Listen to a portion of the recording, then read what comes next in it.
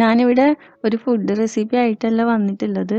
ഞാൻ whipping cream ഉപയോഗിച്ച് എങ്ങനെ നല്ല പെർഫെക്റ്റ് ആയിട്ട് റോസസ് ഉണ്ടാക്കാം എന്ന് കാണിക്കാനാണ് ഞാൻ ഈ വീഡിയോ ചെയ്യുന്നത്.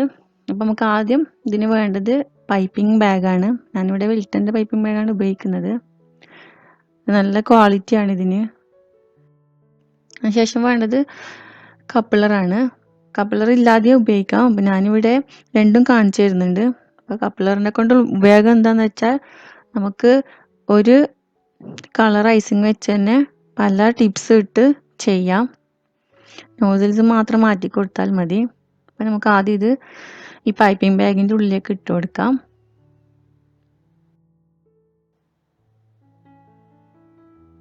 നമുക്കിതിൻ്റെ അറ്റം ഒന്ന് കട്ട് ചെയ്ത് കൊടുക്കണം. അപ്പോൾ ഇത് നന്നായിട്ട് പ്രസ് ചെയ്ത് പിടിച്ചതിന് ശേഷം നമുക്ക് അവിടെ ഒന്ന് നോട്ട് ചെയ്ത് വെക്കാം. എന്നിട്ട് ജസ്റ്റ് ആ കപ്ലർ ഒന്ന് ബാക്കോട്ട് ആക്കിയതിന് ശേഷം അവിടെ ഒന്ന് കട്ട് ചെയ്ത് കൊടുക്കാം. അപ്പോൾ നമ്മുടെ കപ്ലർ കറക്റ്റ് ഫിറ്റിംഗ് ആയിട്ട് വരും. അവിടെ നല്ല ടൈറ്റായിട്ട് അവിടെ നിന്നോളും. ഞാൻ ഇവിടെ ഉപയോഗിക്കാൻ പോകുന്നത് റോസ് പെറ്റലിൻ്റെ വിൽട്ടൻ്റെ 104 ടിപ്പാണ്. ഇതിൻ്റെ പല തരത്തിലുള്ളത് ഉണ്ട്. ഞാനിവിടെ ഇതാണ് ഉപയോഗിക്കുന്നത്. അതുപോലെ തന്നെ ലീഫ് വിൽട്ടൻ്റെ 352. ഇത് ബേക്കിങ്ങിൻ്റെ സാധനങ്ങളൊക്കെ വിൽക്കുന്ന ഷോപ്പിൽ പോയാൽ കിട്ടും. നമുക്കിത് നോസിൽ ഇതിൻ്റെ ഉള്ളിലേക്ക് ഇട്ട് കൊടുക്കാം.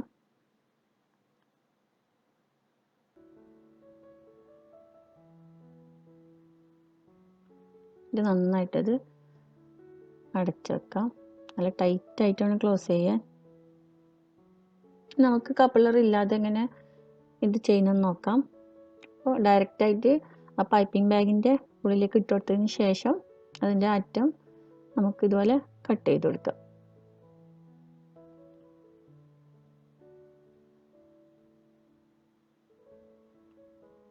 ഇതും നന്നായിട്ട് ഒരു ടൈറ്റായി നിന്നോളും.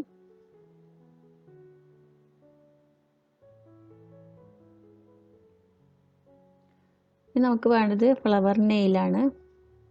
ഇതിൻ്റെ മേലെയാണ് നമ്മൾ ഈ റോസസ് ഒക്കെ ഉണ്ടാക്കാൻ പോകുന്നത്. ഇതും ഷോപ്പിൽ പോയാൽ ഫ്ലവർ നെയിൽ എന്ന് പറഞ്ഞാൽ വാങ്ങിക്കാൻ കിട്ടും. നമുക്ക് പൈപ്പിംഗ് ബാഗിലേക്ക് നമ്മുടെ ക്രീം ഇട്ട് കൊടുക്കാം.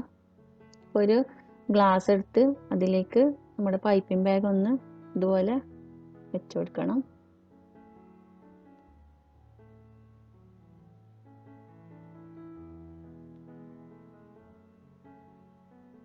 ഇതിൻ്റെ ആവശ്യമൊന്നുമില്ല, ഡയറക്റ്റ് ആ പൈപ്പിംഗ് ബാഗിലേക്ക് ഇട്ട് കൊടുക്കാം. പക്ഷെ ഇങ്ങനെ ആകുമ്പോൾ കുറച്ച് നീറ്റായിട്ട് കിട്ടും, പിന്നെ സൈഡിലൊന്നും ആവാതെ.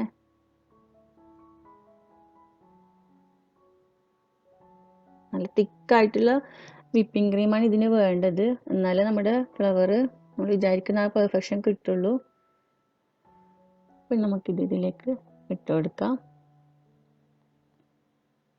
ഫുള്ളായി ഇട്ട് കൊടുക്കരുത് ഒരിക്കലും, കാരണം അത് പിന്നെ നമ്മൾ പ്രസ് ചെയ്യുന്ന സമയത്ത് പുറത്തേക്ക് വരാൻ ചാൻസ് ഉണ്ട്. അപ്പോൾ അതിൻ്റെ ഒരു ഹാഫ് മാത്രമേ എപ്പോഴും നിറക്കാൻ പാടുള്ളൂ.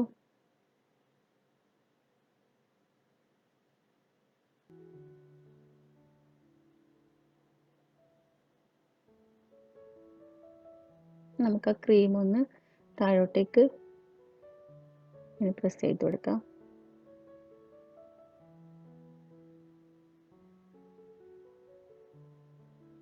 നമുക്ക് റോസ് ഉണ്ടാക്കുന്നത് നോക്കാം.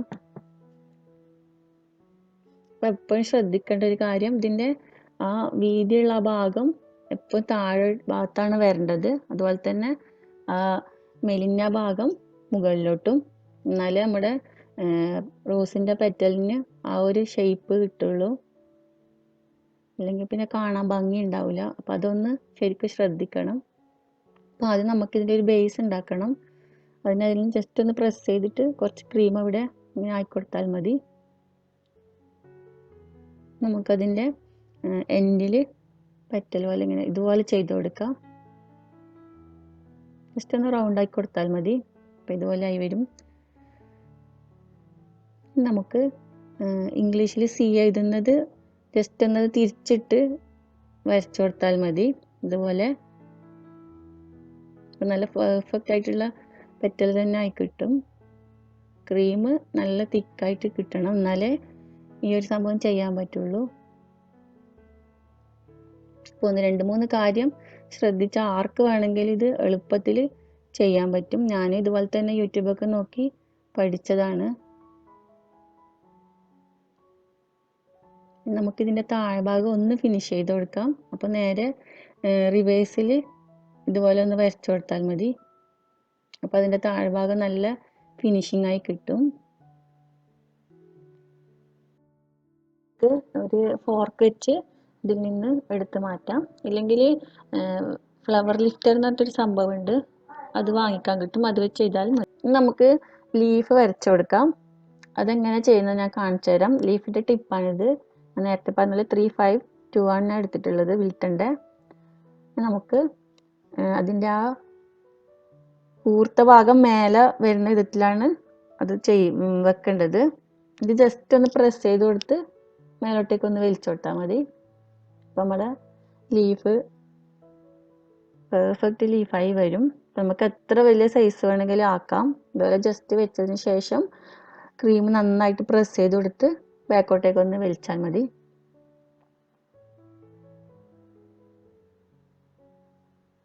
അപ്പം ഞാൻ ഗ്രീൻ ജെൽ കളറാണ് ഉപയോഗിച്ചിട്ടുള്ളത്. നമുക്ക് നേരത്തെ ഫ്ലവറും പ്ലേറ്റിലേക്ക് മാറ്റി കൊടുക്കാം.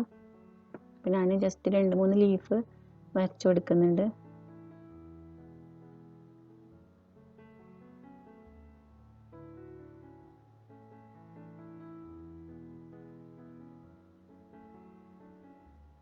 നേരത്തെ ഫ്ലവറാണ്. നമുക്ക് ഇതുപോലെ കേക്കിൻ്റെ മേലെ ഡയറക്റ്റായി വെച്ച് കൊടുക്കാം. ഇതിപ്പോൾ ഞാനിവിടെ പ്ലേറ്റിലാണ് കാണിക്കുന്നത്. ഞാൻ വേറൊരു കളർ കൂടി കാണിച്ചു തരാം.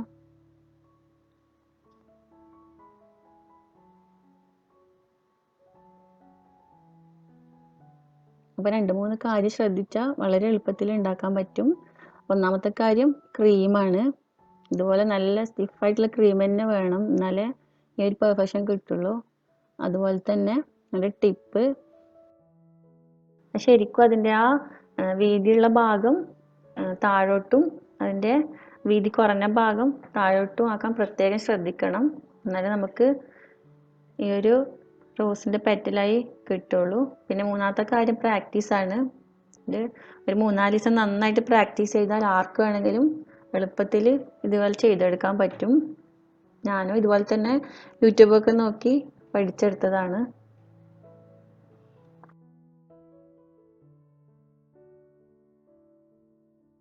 അപ്പോൾ ഈ കേക്കിൻ്റെ മേലെ നിങ്ങൾക്ക് ഇഷ്ടമുള്ള രീതിയിൽ നിങ്ങൾ ഡിസൈൻ ചെയ്ത് കൊടുക്കാം. ഇവിടെ ഞാൻ ജസ്റ്റ് നിങ്ങൾക്ക് കാണിച്ചു തരാൻ വേണ്ടി പ്ലേറ്റ് എടുത്തതേ ഉള്ളൂ. പോകുന്നത് അധികം വിടരാത്ത ഒരു റോസാണ്.